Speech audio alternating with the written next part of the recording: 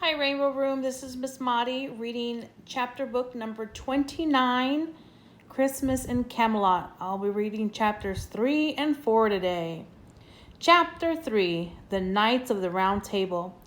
A pair of torches dimly lit the drafty entrance hall of the castle. Shadows danced on the worn tapestries. "Wait here," said Morgan. "I will tell the king of your arrival." She headed through this huge stone archway that led to the great hall. "Let's peek in," Annie said. Jack pushed his glasses into place. He and Annie walked quietly over to the big arch and peered in. The ceiling of the great hall towered high above a stone floor at the far end of the room.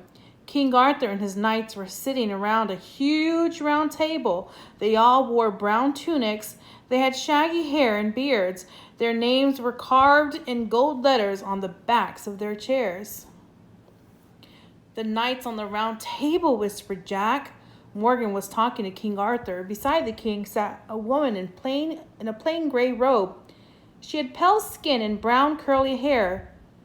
"Queen Guinevere," whispered Annie. Morgan left the king, and Jack and Annie moved quickly back into the shadows. A moment later, Morgan appeared.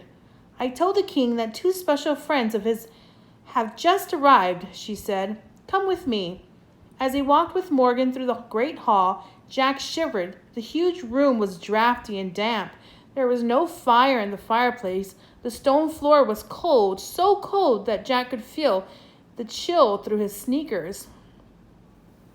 They stopped near the round table. King Arthur stared at them with his piercing gray eyes. "Greetings from Frog Creek," Annie said to the king, and Queen Annie bowed, and Jack bowed too. There's the big table that they're all sitting at.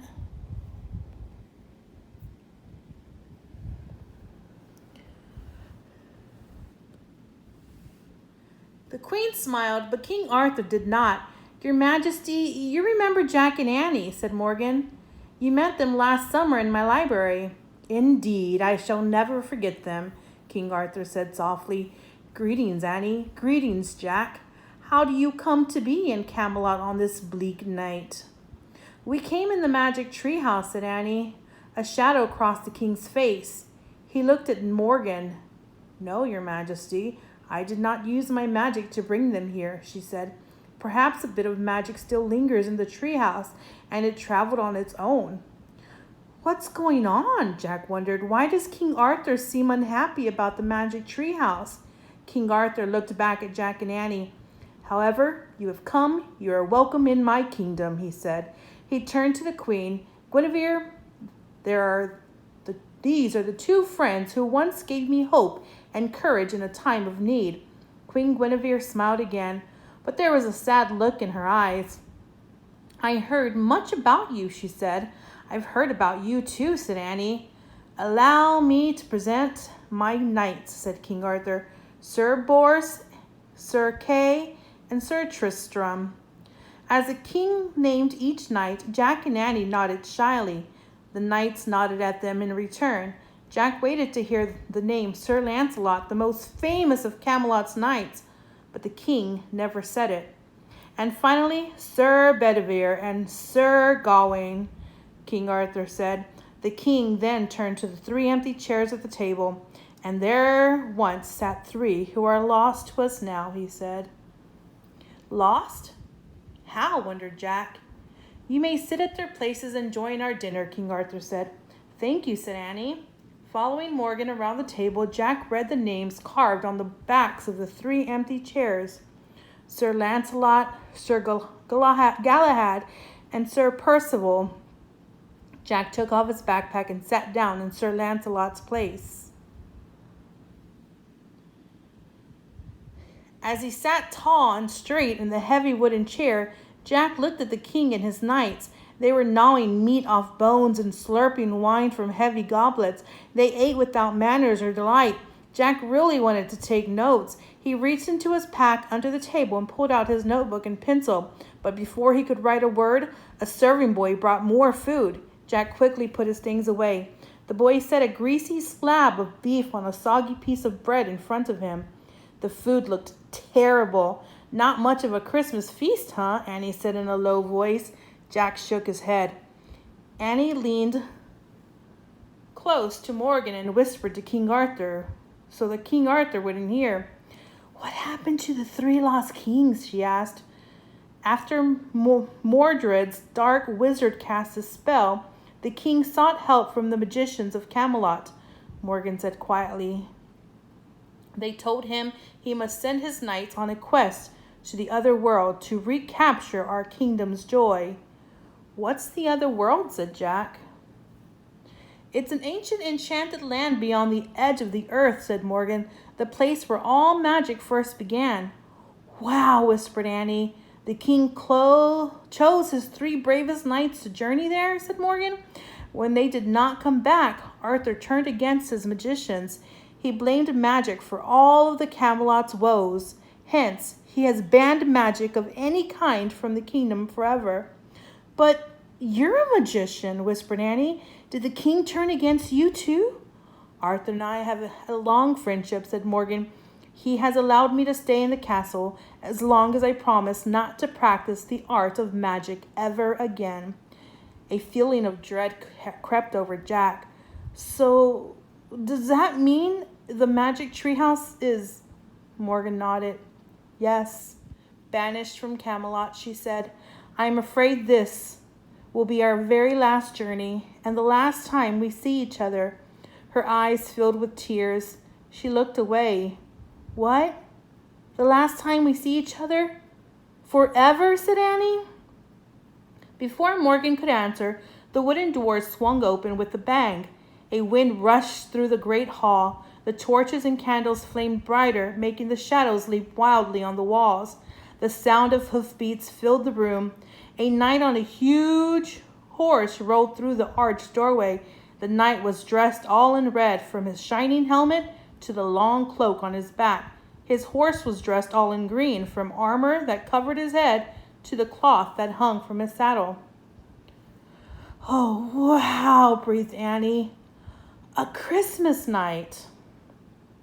Chapter 4. Who will go? I have come to see Arthur the King, the Christmas knight said. His deep voice echoed from inside his helmet. His red armor gleamed in the firelight. King Arthur stood up. He stared fiercely at the knight, but he spoke in a calm, steady voice. I am King Arthur, he said. Who are you? The knight did not answer Arthur's question. So you are the legendary King Arthur of Camelot, he said in a mocking voice, and these must be the famous knights of the Round Table. Yes, said King Arthur, and again I ask, who are you? The Christmas knight still did not answer Arthur's question. The spell of the dark wizard has robbed Camelot of its joy, said the Christmas knight. Has it robbed you and your men of your courage as well? You dare to question our courage, King Arthur said in a low, angry voice. Camelot is dying. The Christmas knight boomed. Why has no one journeyed to the other world to capture its joy? I have sent my best knights on such a quest, said King Arthur, and they never returned. Then send more, thundered the Christmas knight.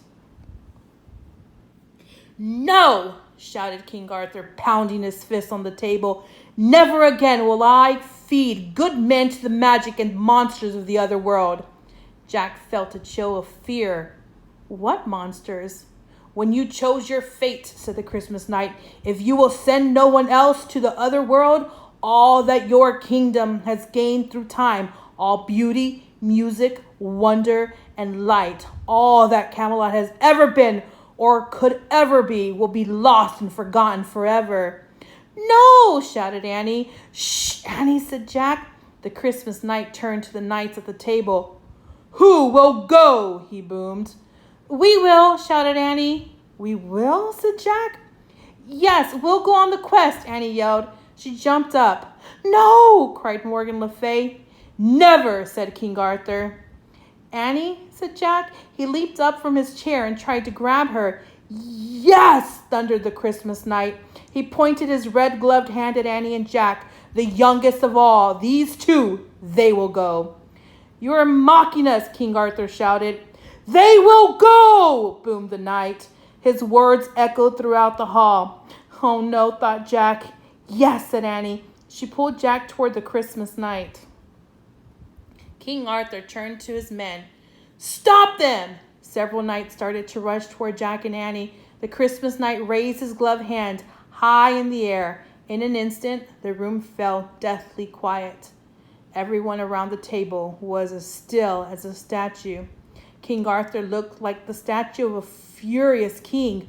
Queen Guinevere looked like the statue of a worried queen. The knights of the round table looked like statues of fierce knights, and Morgan Le Fay looked like the statue of a caring friend. Her mouth was open, as if she were calling out to Jack and Annie, but no sound came from her lips. No sound at all. All right, that's it for today, friends. Next time, we will read chapters 4 and 5 to see what happens next. Have a great day.